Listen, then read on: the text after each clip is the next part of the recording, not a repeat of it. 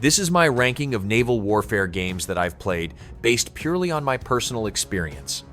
Each one is placed from masterpiece to trash, depending on how realistic the naval combat feels and how strong the strategy is. Let's get straight into the list. World of Warships put me in command of destroyers, cruisers, battleships, and aircraft carriers during online battles inspired by historical warships. I earned credits and experience after each match to unlock new vessels, upgrades, and higher tiers while learning how every ship class handled combat differently. Battles moved at a slower pace, so I had to think ahead, predict enemy movement, lead my shots, and avoid torpedo attacks before they reached my position. Large ships needed time to turn and accelerate, making positioning an important part of every engagement. Different classes offered distinct strengths through speed, armor, guns, aircraft, and torpedoes, which kept matches varied as I progressed. While the core formula stayed familiar across many tiers, the ship combat remained engaging enough to place this game in my great tier. U-Boat follows the life of a German submarine crew during World War II as I patrol assigned sectors, hunt merchant ships, manage resources, and try to return safely from each deployment. Before every mission, I needed to prepare the boat, assign crew duties, and make sure resources were ready for long journeys at sea. Operating the submarine involved navigation, depth control, torpedo management, crew morale, and many detailed systems that required constant attention. Attacks were rarely simple because I had to locate targets, calculate firing solutions, position the submarine carefully, and launch torpedoes at the right moment. Much of the tension came from staying hidden while enemy escorts searched for my location. Learning the game took patience, but mastering its complex mechanics made successful missions feel rewarding. This one secures a place in my great tier. Sea power naval combat in the Missile Age presents large-scale Cold War confrontations where I coordinated warships, submarines, aircraft, and missile strikes across a range of military operations. Battles ranged from small engagements to major clashes involving multiple task groups operating over vast stretches of ocean. I plotted movement routes, organized formations, monitored sensor contacts, and directed attacks using missiles, torpedoes, aircraft, and ship-based weapon systems. Every unit came with distinct capabilities, making radar coverage, detection ranges, and weapon performance important factors during combat. Success often depended on identifying threats early and deploying the right assets before the enemy could react. Beyond the included scenarios, the mission editor allowed me to create custom battles and experiment with different force compositions.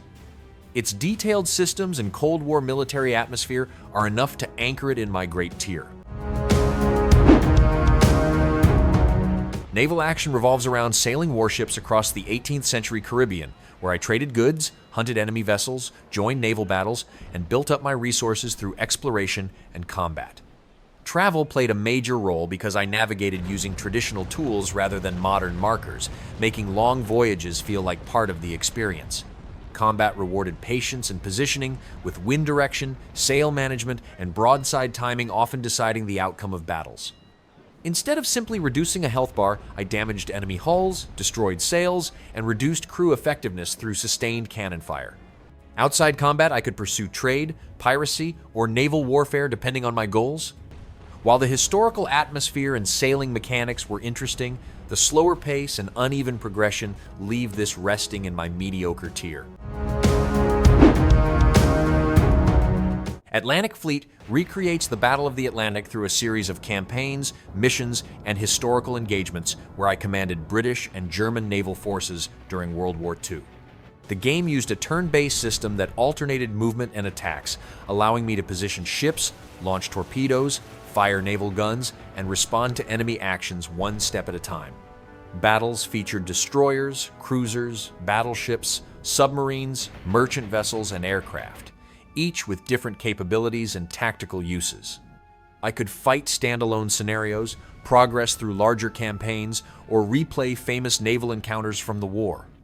Damage modeling added depth because ships could suffer flooding, fires, destroyed systems, and catastrophic explosions instead of simply losing health. Its combination of historical content, strategic combat, and replayable campaigns places it among the masterpiece tier games. Silent Hunter 5 Battle of the Atlantic follows the career of a German U-boat captain during World War II as I patrolled assigned sectors, searched for convoys, completed objectives, and attempted to disrupt Allied shipping across the Atlantic. Unlike earlier entries, I could walk through nearly the entire submarine, moving between compartments while interacting with crew members and managing different aspects of the boat. Missions involved tracking targets through hydrophones, plotting attacks, calculating torpedo solutions, and slipping away before escorts could locate my position. The dynamic campaign created regular opportunities to encounter convoys, warships, aircraft, and other threats during long patrols. Stealth played a major role, especially during nighttime attacks where careful observation and patience were essential. Despite several rough edges, the submarine simulation was strong enough to keep this anchored in my good tier. Carrier Command 2 combines naval warfare, strategy, and vehicle management, as I commanded a futuristic aircraft carrier while capturing islands, gathering resources, and fighting an opposing force across a dynamic campaign map. Rather than controlling a single vessel, I directed aircraft, amphibious vehicles, and support units to complete objectives and secure territory. Every island offered different rewards, forcing me to decide whether to expand my economy, unlock new equipment, or strengthen my strategic position.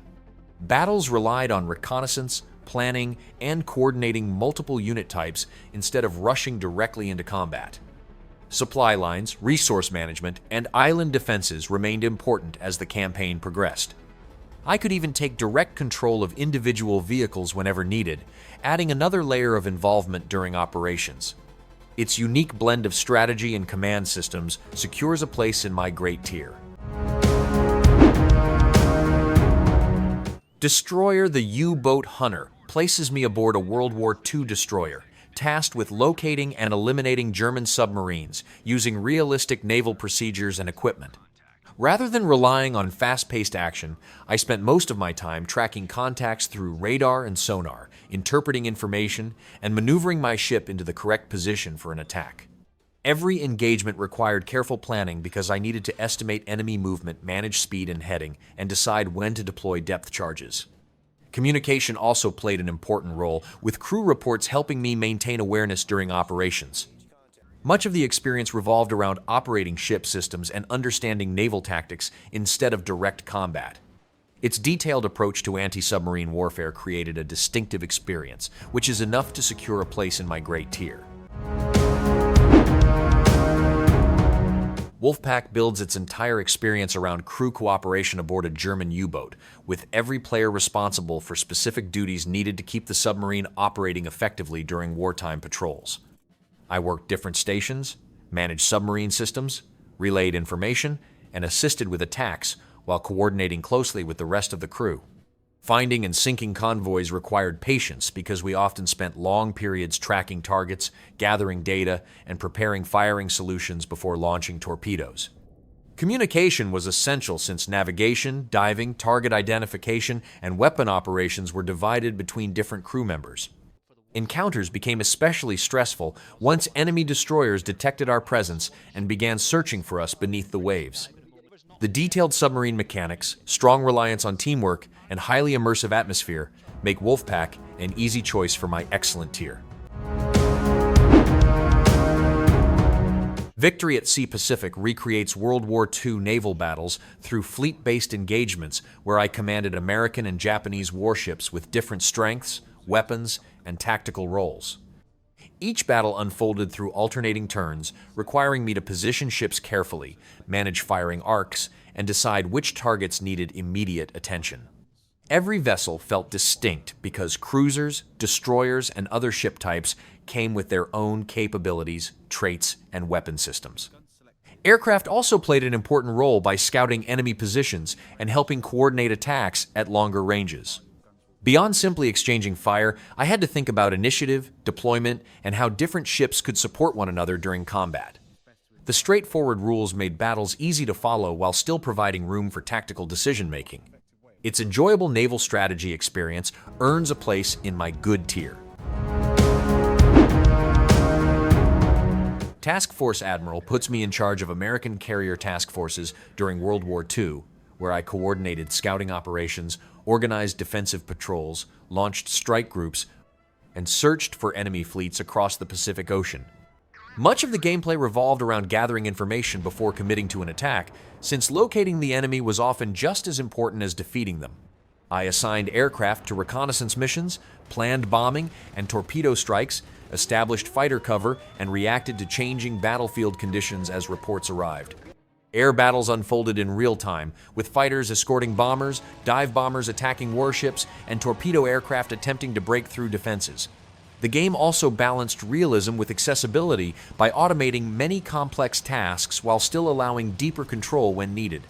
Its outstanding carrier warfare mechanics place it firmly in my excellent tier. Command Modern Operations hands me control of large-scale modern military operations involving naval fleets, air forces, submarines, and ground units across a variety of contemporary conflict scenarios. Rather than controlling individual soldiers or vehicles directly, I issued orders from a command perspective while monitoring intelligence reports, sensor data, radar contacts, and battlefield developments.